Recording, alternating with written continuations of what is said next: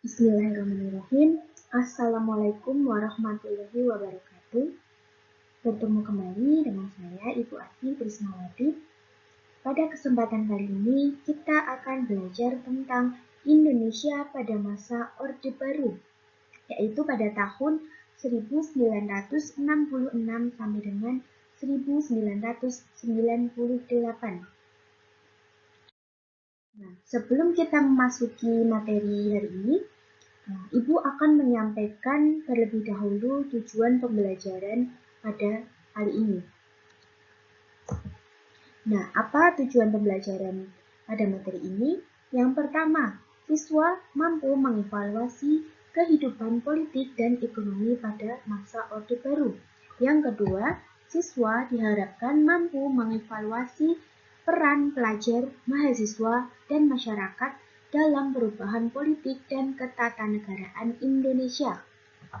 Kemudian, selain adanya tujuan pembelajaran pada materi kali ini, juga ada nilai karakter yang bisa kita pelajari atau yang bisa kita petik. Apa nilai karakter tersebut? Yang pertama ada demokratis, jujur, bertanggung jawab, peduli sosial, dan cinta tanah air. Nah, oke, langsung saja kita masuk ke pembagian subbab pada materi kali ini ya. Pada materi kali ini kita hanya akan membahas 3 subbab saja, yaitu yang pertama ada masa transisi, yang kedua upaya menciptakan stabilitas politik, dan upaya menciptakan stabilitas ekonomi. Jadi kali ini kita hanya akan belajar sampai 3 subbab terlebih dahulu, dan untuk pembelajaran tentang Orde Baru berkaitan dengan kebijakan, dampak, dan akhir dari Orde Baru akan kita pelajari di pertemuan selanjutnya.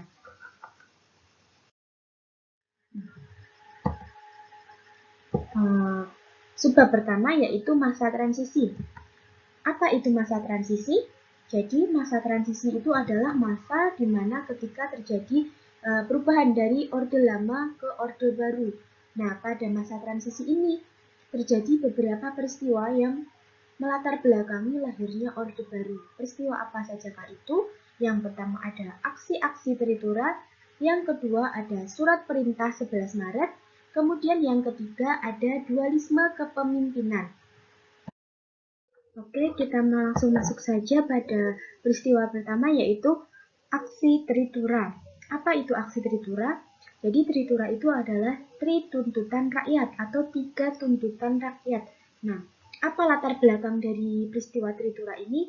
Yang pertama itu ada peristiwa G30 SPKI, kemudian ada krisis ekonomi dan ada krisis politik. Jadi setelah adanya peristiwa G30 SPKI, itu menimbulkan peristiwa-peristiwa selanjutnya, yaitu ada krisis ekonomi dan krisis politik, yang hingga akhirnya nanti akan menyebabkan adanya peristiwa Tritura ini. Kemudian siapa sih aktor dari aksi Tritura ini? Siapa sih yang melaksanakan aksi Tritura ini?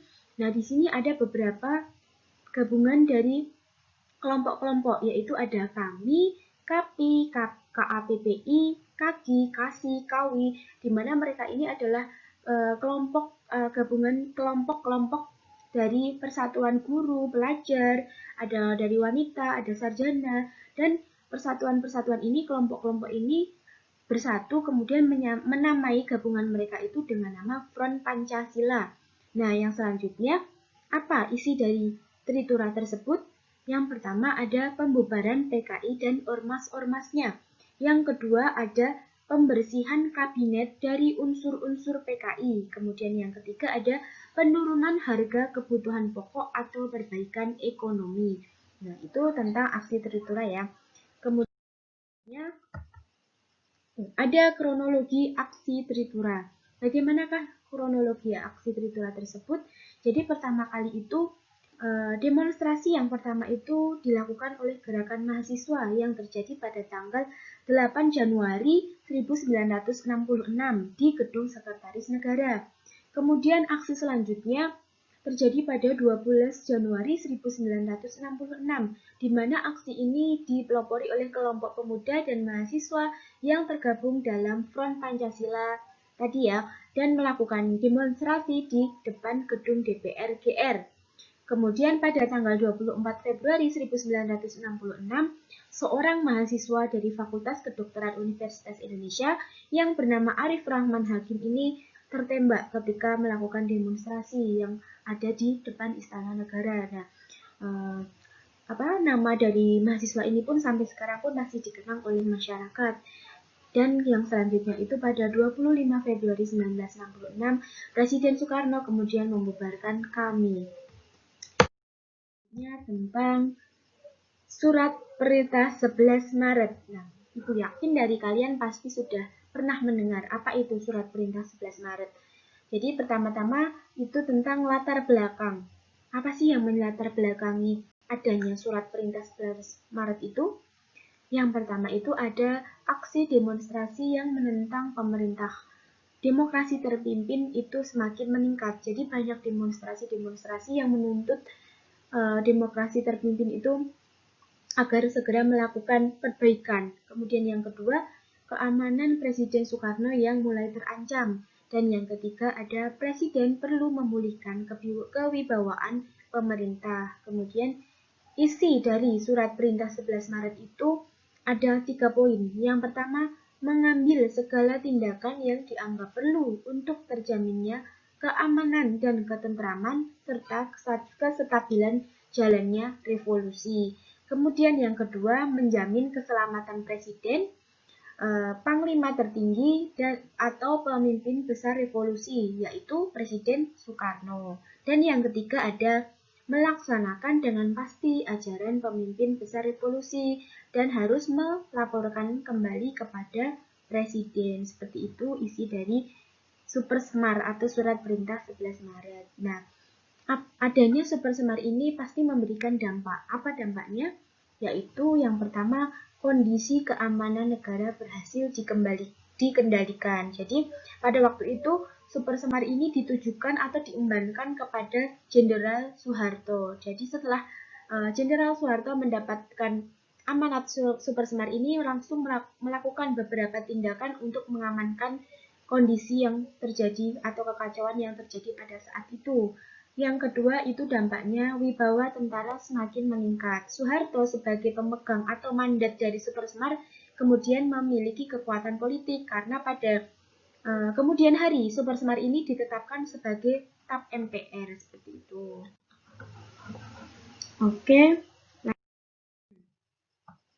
lanjut ke materi selanjutnya tentang dualisme kepemimpinan nasional. Apa itu yang dimaksud dengan dualisme kepemimpinan nasional? Mengapa terjadi dualisme kepemimpinan nasional? Jadi berdasarkan ketetapan MPR nomor 14 garing MPRS garing 1966 dinyatakan bahwa apabila presiden berhalangan, kedudukannya digantikan oleh pemegang mandat Super Semar. Jadi pada waktu itu ketika ada suatu acara, suatu rapat, suatu sidang dan Presiden Soekarno itu sedang berhalangan untuk hadir, maka yang menjadi penggantinya adalah pemegang mandat Super Semar, yaitu Jenderal Soeharto, seperti itu. Kemudian yang kedua, berdasarkan ketetapan MPR nomor 13 garing MPRS garing 1966, MPR memberikan tugas kepada pengemban Super Semar untuk membentuk Kabinet Ampera atau Amanat Penderitaan Rakyat. Jadi Presiden Soeharto itu berhak untuk mengikuti pembentukan dari Kabinet Ampera ini. Yang selanjutnya, selanjutnya tentang dampak dari dualisme kepemimpinan nasional. Jadi, apakah dampak dari adanya dualisme kepemimpinan nasional pada waktu itu? Yang pertama, Soeharto turut menentukan nama-nama menteri yang mengisi pos di jabatan Kabinet Ampera. Kemudian yang kedua ada Presiden Soekarno berkedudukan sebagai pemimpin kabinet, sedangkan Lejen Soeharto bertindak sebagai pelaksana pemerintahan. Jadi inilah yang membingungkan masyarakat tentang adanya dualisme kepemimpinan nasional. Pada waktu itu yang menjadi presiden adalah Soekarno, tetapi yang melaksanakan pemerintahan itu adalah Jenderal Soeharto, seperti itu. Kemudian yang ketiga ada popularitas Presiden Soekarno itu menjadi menurun karena Presiden Soekarno sudah semakin jarang melakukan atau melaksanakan pemerintahan. Dan yang terakhir itu ada munculnya tuntutan agar Presiden Soekarno mengundurkan diri. Nah, dari adanya tuntutan tersebut, selanjutnya tentang kronologi pengunduran diri Presiden Soekarno. Bagaimanakah kronologinya? Jadi pada waktu itu Presiden Soekarno diminta untuk melakukan pertanggungjawaban atas kebijakan yang telah dilakukannya. Kemudian pada Juni 1966 Presiden Soekarno memberikan pidato pertanggungjawabannya sebagai mandataris MPRS yang berjudul Nawaksara. Tetapi karena pada pidato tersebut Presiden Soekarno tidak menyinggung sama sekali tentang pembubaran PKI, maka Presiden Soekarno diminta untuk melengkapi pidato tersebut hingga pada akhirnya pada 10 Januari 1967 Presiden Soekarno kembali menyampaikan pidato pertanggungjawab di hadapan anggota MPRS dan DPR GR yang diberi nama pelengkap Nawaksara. Nah, karena pelengkap tersebut pun dirasa masih kurang memuaskan hingga pada akhirnya pada tanggal 9 Februari 1967 DPR GRI itu mengajukan sebuah resolusi dan memorandum kepada MPRS agar mengadakan sidang istimewa untuk mengatasi situasi politik yang semakin memanas. Nah, sebelum diadakan sidang istimewa ini, para pemimpin ABRI membujuk Presiden Soekarno agar Presiden Soekarno itu menyerahkan kekuasaannya sebelum sidang istimewa MPRS digelar kepada pengemban ketetapan MPRS nomor 9 MPRS 1966 yaitu Lejen Soeharto. Nah, pada akhirnya Presiden Soekarno pun menandatangani penyerahan kekuasaan tersebut pada 20 Februari 1967. Nah, setelah menandatangani penyerahan kekuasaan, kemudian pada 12 Maret 1967, Soeharto ini resmi diangkat sebagai pejabat Presiden Indonesia oleh MPRS. Kemudian, pada setahun kemudian, pada 27 Maret 1968, barulah Soeharto dilantik menjadi Presiden Republik Indonesia. Kemudian Soeharto menamakan masa kepemimpinannya ini sebagai Orde Baru dan dimulailah babak pemerintahan Orde Baru. Oke, kita masuk ke sebab selanjutnya yaitu tentang upaya menciptakan stabilitas dan pertumbuhan politik. Jadi setelah Soeharto menjabat sebagai Presiden Republik Indonesia, Soeharto melakukan berbagai macam upaya agar stabilitas politik itu menjadi stabil dan juga mengalami pertumbuhan. Nah, pertama kali yang dilakukan adalah pembubaran PKI. Jadi berdasarkan ketetapan MPRS nomor 24/MPRS/1966, PKI resmi dibubarkan dan dinyatakan sebagai organisasi terlarang di seluruh Indonesia. Seperti itu. Oke, yang kedua itu ada penyederhanaan partai politik. Jadi pada waktu itu berbagai macam partai politik yang ada itu disederhanakan dan hanya tersisa menjadi 3 partai saja, yaitu yang pertama ada Partai Persatuan Pembangunan atau PPP yang merupakan gabungan dari Nahdlatul Ulama atau NU, Permusi, Perti, dan juga PSII. Kemudian yang kedua ada Partai Demokrasi Indonesia atau PDI, di mana partai ini adalah gabungan dari partai-partai yang berhaluan nasionalis, yaitu ada Partai Nasional Indonesia (PNI), Partai Katolik, Partai Murba, IPKI, dan Parkindo. Yang terakhir ada Golongan Karya atau Golkar. Yang ketiga itu upaya pelaksanaan pemilu yang berkesinambungan. Jadi pada masa Orde Baru ini berhasil melaksanakan pemilu secara berkesinambungan sebanyak 6 kali, yaitu tahun 1971, 1977, 1982, 1987, 1992, dan 1997. Dan yang selalu memenangkan dalam pemilu ini adalah Partai Golkar. Itu ada peran ganda atau dui fungsi ABRI. Seperti kita ketahui kalau ABRI itu memiliki peran atau fungsi sebagai penjaga keamanan dan ketahanan nasional. Tetapi pada masa Orde Baru ini ABRI mempunyai fungsi lain yaitu fungsi sosial dan politik. Jadi pada masa Orde Baru ABRI memiliki hak untuk menduduki jabatan-jabatan dalam pemerintahan seperti jabatan dia sebagai bupati, sebagai gubernur, sebagai menteri, dan lain-lain. Seperti itu maksud dari dui fungsi ABRI. Yang selanjutnya ada pedoman penghayatan dan pengamalan Pancasila atau biasanya pada waktu itu disingkat dengan P4. Nah, pada sejak tahun 1978 pemerintah itu selalu menyelenggarakan penataran P4 bagi seluruh lapisan masyarakat di Indonesia, baik itu ada di pendidikan, di bidang di lembaga pendidikan, kemudian di lembaga kesehatan, di masyarakat, di pemerintahan, itu pasti diadakan penataran P4. Nah, pada waktu itu semua organisasi yang ada pada waktu itu pun tidak diperbolehkan menggunakan asas selain Pancasila. Selanjutnya ada penataan politik luar negeri Indonesia. Ini merupakan salah satu upaya atau kebijakan politik keluar. Nah, yang pertama ada Indonesia kembali menjadi anggota PBB pada 28 September 1966. Karena pada waktu itu pada masa demokrasi terpimpin, Indonesia pernah keluar dari PBB dan pada masa Orde Baru ini kembali menjadi anggota PBB. Yang kedua itu Indonesia juga membangun hubungan bilateral dengan Malaysia, di mana hubungan dengan Malaysia juga sempat retak pada masa demokrasi terpimpin dan berhasil diperbaiki pada masa